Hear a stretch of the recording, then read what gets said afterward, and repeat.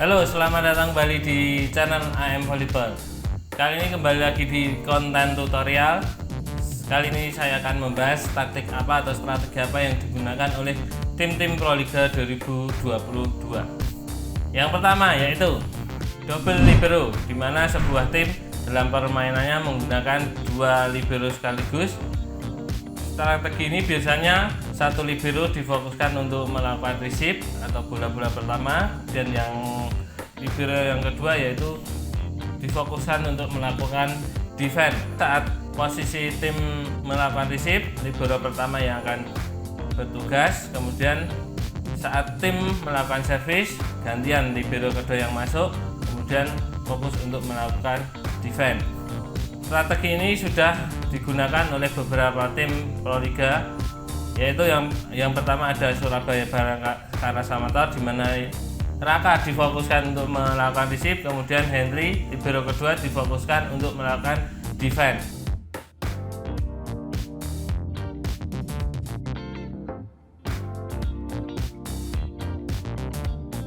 Kemudian tim kedua yaitu tim Sukun Badak, di sana Kadafi difokuskan untuk melakukan receive, kemudian libero kedua Andi difokuskan untuk melakukan defense.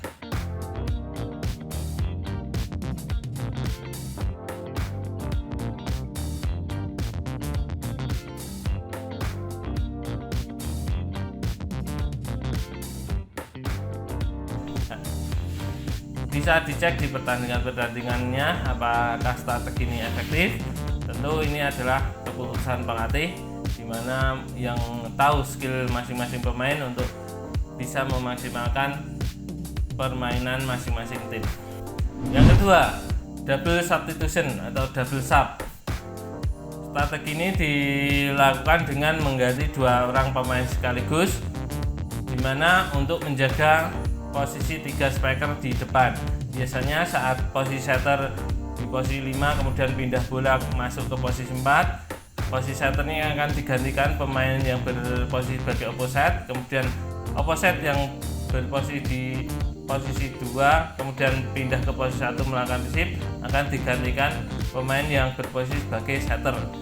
Dimana strategi ini supaya untuk menjaga 3 pemain bertipe striker di barisan depan, sehingga serangannya akan lebih efektif.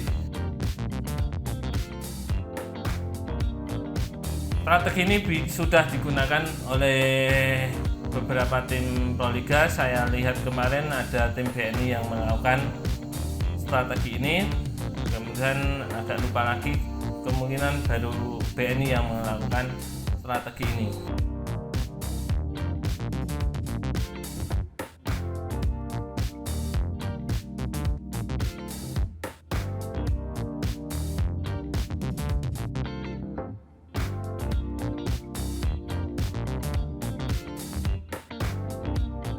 Yang ketiga, block substitution, di mana strategi ini dilakukan oleh pelatih untuk menggantikan pemain yang memiliki kemampuan blok yang lemah digantikan dengan pemain yang memiliki skill blok yang tinggi, biasanya yang jangkauannya lebih tinggi.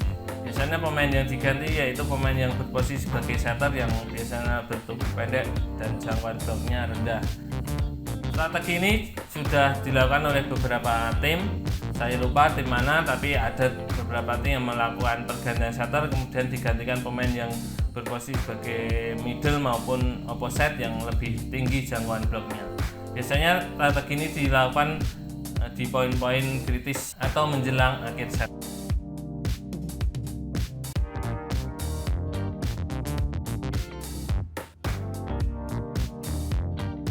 Yang keempat, strategi match up blocking. Strategi ini yang paling terakhir saya lihat kemarin yaitu tim JPE, di mana strategi ini diterapkan dengan memanipulasi posisi pemain depan yang melakukan blok. Di sini kemarin JPE biasanya pemain yang berposisi sebagai setter berpindah ke posisi 2, kemudian middle di otomatis di tengah, kemudian outside-nya di posisi 4. Nah, kemarin di pertandingan JPE melawan Samator, Jason yang kemampuan bloknya rendah atau jangkauan bloknya rendah digeser ke posisi 4, kemudian Farhan Halim mengisi posisi blok Jason di posisi 2, di mana strategi ini untuk membendung serangan dari pemain outside lawan, karena di Surabaya Bayangkara Samotor di posisi depan hanya 2 striker. Dari masing-masing tim gagal dalam serve kali ini, dan inilah dia Nanda Zulfi, Hernanda Zulfi untuk tampil yang pertama juga tim nasional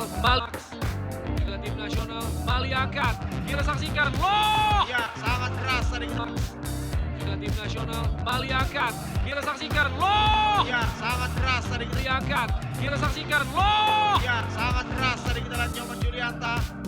Jason Ya, kita lihat keras Cahyo keluar tidak Keluar, ada ya. touch dan keluar 21. Strategi ini juga diterapkan saat poin-poin kritis atau akhir-akhir set, dan kemarin saya lihat juga cukup berhasil, terbukti dengan JPX bisa memenangkan pertandingan. Ya, demikianlah strategi-strategi yang digunakan oleh tim-tim Proliga 2022. Kalau ada taktik maupun strategi lain silahkan tulis di kolom komentar. Sebenarnya masih banyak lagi, misalkan libero position, kalau di luar itu ada yang digeser ke posisi 6, kemudian ada defense